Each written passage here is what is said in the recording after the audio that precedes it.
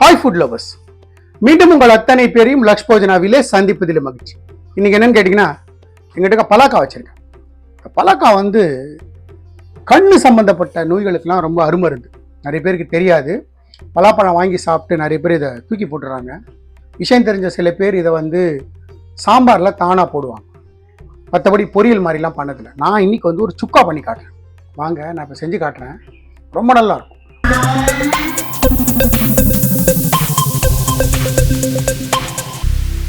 இந்த மாதிரி நான் ஒரு முழுசாக இருக்கிற பலாக்கா வாங்கி ப்ரிப்பரேஷனாக வேக வச்சுருக்கேன்.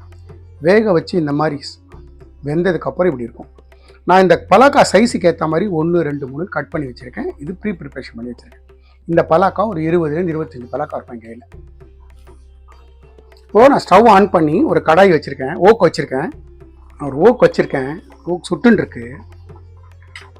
பார்த்தீங்கன்னா ஒரு 3 லவங்கம்,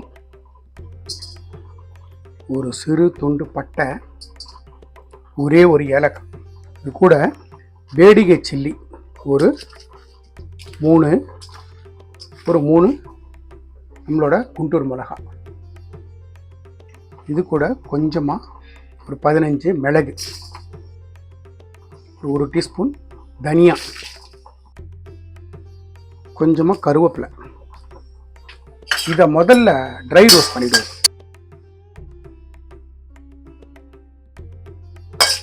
மசாலா நல்லா பிடிக்கிறவங்க இந்த பட்டை லவங்கம் ஏலக்காவை கூட சேர்த்துக்கலாம்.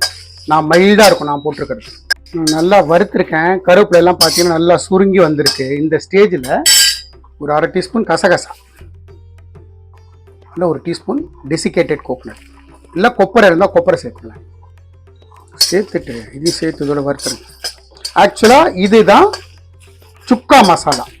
சுக்கான்றது ஒரு நான் வெஜிடேரியன் டிஷ்ஷுக்கு செய்யக்கூடிய ஒரு மசாலா. ஸோ இந்த மசாலா வச்சு தான் நம்ம இப்போ வெஜிடேரியன் வெர்ஷன் செய்கிறோம். வறுத்தது போகிறோம். நான் ஸ்டவ் ஆஃப் பண்ணிடுறேன். ஏன்னா கடாய் அந்த அளவுக்கு சூடாக இருக்குது.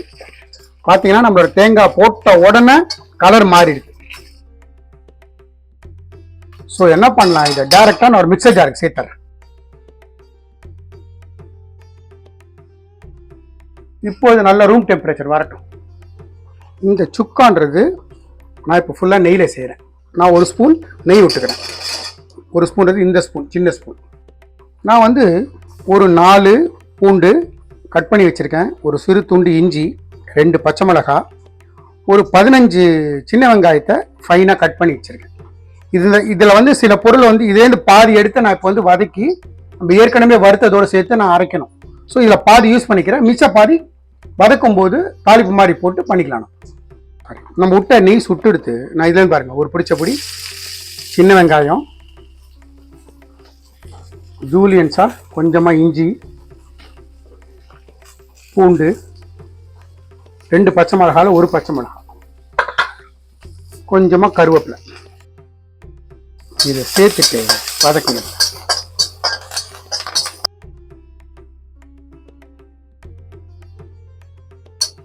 நம்மளோட வெங்காயம், இஞ்சி, பூண்டு, கருவேப்பிலை நல்லா வதங்கிடுது. நான் ஸ்டவ் ஆஃப் பண்ணிடுறேன். இதையும் ஒரு சின்னதாக ஒரு தட்டுக்கு மாற்றிக்கலாம்.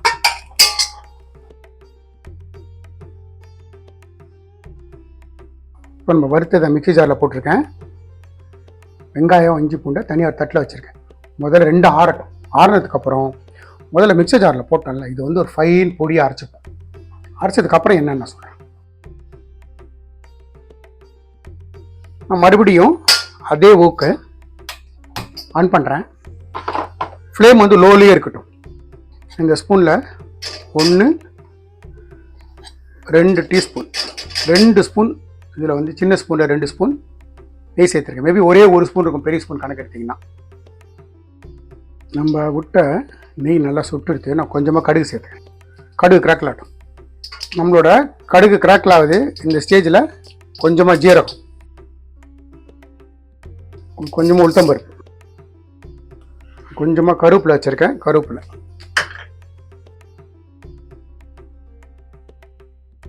நம்மளோட உளுத்தம்பருப்பு நல்லா செவந்திருக்கு. இந்த ஸ்டேஜில் அந்த பேலன்ஸ் வச்சுருந்த சின்ன வெங்காயம், இஞ்சி, பூண்டு, அந்த பச்சை மிளகாய் சேர்த்தேன். இப்போது நம்மளோட வெங்காயம் நல்லா வதங்கிடுது. இந்த ஸ்டேஜில் நான் வந்து ஒரு 5 கத்திரிக்காய் அதை கட் பண்ணி வச்சுருக்கேன். அந்த கத்திரிக்காய் சேர்த்துறேன்.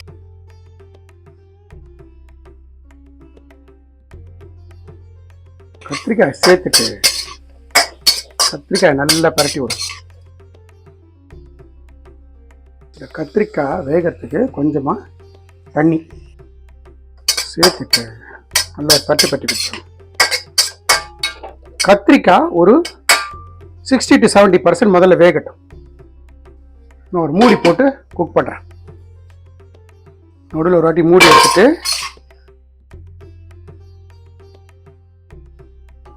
மறுபடியும் மூடி போட்டு குக் பண்ணுறேன்.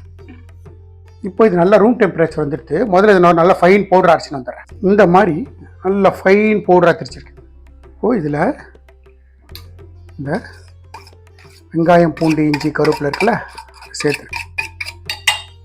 சேர்த்துட்டு இந்த ஸ்பூனில் ஒரு திக்காக கரைச்ச புளி, இதில் ஒரு 2 ஸ்பூன் புளி விட்டுருக்கேன். புளி தண்ணி விட்டுருக்கேன், திக்காக கரைச்ச புளி. இப்போ இதை நல்லா தண்ணி விட்டு நல்லா ஃபைனாக அரைச்சி போகிறேன். இந்த மாதிரி தண்ணி விட்டு ஃபைனாக அரைச்சிக்கேன். மறுபடியும் மூடி வச்சுட்டு ஒரு வாட்டி அரைச்சிக்கிறேன். இந்த ஸ்டேஜில் என்ன பண்ணலாம், ஒரு 30 to 40% வெந்திருக்கும். அந்த ஸ்டேஜில் இந்த ஸ்பூனில் ஒரு ஸ்பூன் மஞ்சப்பொடி, வீட்டில் அரைச்ச சாம்பார் பொடி, குழம்பு மிளகா பொடி, பெருங்காயத்தூள், இந்த டிஷ்ஷுக்கு தேவையான சால்ட்,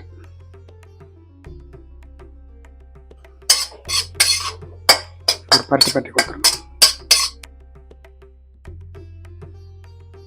இப்போ நம்ம வேக வச்ச இந்த பலாக்காய் இருக்குல்ல, சேர்த்துறேன்.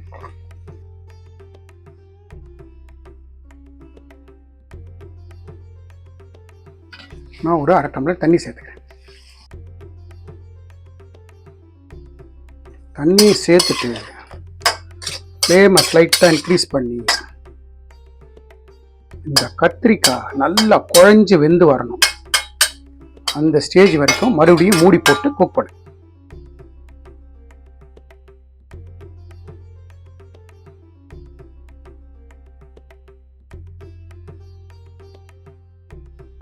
நம்மளோட கத்திரிக்காய் நல்லா வெந்துடுத்து பார்த்தீங்கன்னா தெரியும். கத்திரிக்காய் நல்லா சாஃப்டாக வெந்துடுச்சு. இந்த ஸ்டேஜில் நம்ம அரைச்ச மசாலா, அந்த மசாலா சேர்த்துறேங்க.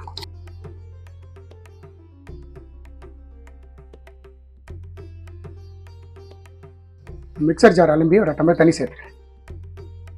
இப்போ மூடி போடாதீங்க. மூடி போடாமல் நம்ம விட்ட அந்த மசாலா ட்ரையாக குக்காகி வரணும். அந்த ஸ்டேஜ் வரைக்கும் இதை குக் பண்ணு. டேஸ்ட் பண்ணி பார்த்தேன், எனக்கு உப்பு தேவைப்படுது. ஒரு 3/4 டீஸ்பூன் உப்பு சேர்த்துக்கிறேன். உப்பையும் சேர்த்துட்டு நல்லா மிக்ஸ் பண்ணி. இவ்வளோ ட்ரையாக இருக்குது, இன்னும் கூட ட்ரையாக நல்லா பரத்தி விட்டு நல்லா ட்ரையாக கேடுங்க. இந்த ஸ்டேஜில் ஒரு ஸ்பூன் நெய் விட்டுக்கிறேன். இந்த டிஷ்ஷை நெய் ஃப்ளேவரில் பண்ணுங்க, ரொம்ப நல்லா இருக்கும். அப்படி நெய் வேண்டாம்னு நினைக்கிறவங்க உங்களுக்கு விருப்பப்பட்ட எண்ணெயில் செய்யலாம், தப்பு இல்லை. நிறைய பேர் யோசிக்கலாம், எதுக்கு கத்திரிக்காய் போட்டோம். கத்திரிக்காய் வந்து இந்த டிஷ்ஷுக்கான பைண்டிங், அதனால தான் அதுக்கு போட்டேன் நான். கத்திரிக்காய் போட்டதுனால தான் இது இந்த மாதிரி தொக்கு மாதிரி கன்சிஸ்டன்சி வருது. இல்லைன்னா பலாக்கொட்டை தனித்தனியாக இருக்கும். பலாக்கொட்டை பெருசாக அப்சர்வ் பண்ணாது மசாலாவை, அதனால தான் கத்திரிக்காய் போட்டேன். நம்ம பலாக்காய் வச்சு செஞ்ச ஒரு சுக்கா, அட்டகாசமான ரெசிபி இது. ஈவன் சப்பாத்தி பூரி கூட ட்ரையாக தொட்டுன்னு சாப்பிட முடியும். ஃபென்டாஸ்டிக்காக இருக்கும். சாரத்து கூட நெய் போட்டு கலந்து சாப்பிட்டு பாருங்கள், ஃபென்டாஸ்டிக்காக இருக்கும். பர்டிகுலராக அந்த மசாலா ஸ்மெல் பிடிக்கிறவங்களுக்கு ஏற்ற ஒரு ரெசிபி. நம்மளோட பலாக்காய் சுக்கா தயார். ஆடியோ சொல்கிறேன். ஃபினிஷ் பண்ணும்போது ஸ்லைட்டாக மேலே அப்படி ஃபியூ ட்ராப்ஸ் நெய், அப்படியே சும்மா மலை சாரல் மாதிரி கொத்தமல்லி, ஃபைனாக கட் பண்ண கொத்தமல்லி. பலாக்காய் வச்சு செஞ்ச ஒரு அட்டகாசமான சுக்கா ரெசிபி ஃபென்டாஸ்டிக்காக இருக்கும். அதில் அஷ்யூர் யூ ஒரு வாட்டி ட்ரை பண்ணி பாருங்கள். நான் எந்த மாதிரி இங்கிலீஷ் போட்டு எப்படி செஞ்சனோ அதே மாதிரி செய்யுங்க. எனக்கு கிடைச்ச எக்ஸ்ட்ரா ரிசல்ட் உங்களுக்கும் கிடைக்கும். இந்த வீடியோ பிடிச்சிருந்தா லைக் அண்ட் ஷேர் பண்ணுங்கள். உங்கள் ஃபேமிலி அண்ட் ஃப்ரெண்ட்ஸ்க்கு வந்து ரெக்கமெண்ட் பண்ணுங்கள். மறக்காமல் நம்ம சேனல் வந்து சப்ஸ்கிரைப் பண்ணுங்கள். அப்படி சப்ஸ்கிரைப் பண்ணும்போது பெல் ஐக்கானை கிளிக் பண்ண மறந்துடாது. நம்ம லக்ஷ்போஜனா சேனலுக்காக ஒரு வாட்ஸ்அப் குரூப் கிரியேட் பண்ணியிருக்கோம். நோட்டிஃபிகேஷன் ப்ராப்ளம் சால்வ் பண்ணுறதுக்காகவும் இன்ட்ரெஸ்டட் பர்சன்ஸ் இன்க்ரீடியன்ஸை பார்த்து சமைக்கிறதுக்காகவும் ரொம்ப யூஸ்ஃபுல்லாக இருக்கும். இன்ட்ரெஸ்டட் பர்சன்ஸ் டிஸ்கிரிப்ஷன் பாக்ஸில் லிங்க் இருக்குது, ஜாயின் பண்ணிக்கோங்க. தேங்க்ஸ் ஃபார் வாட்சிங் my all videos. Lakshman signing off from Lakshpojana.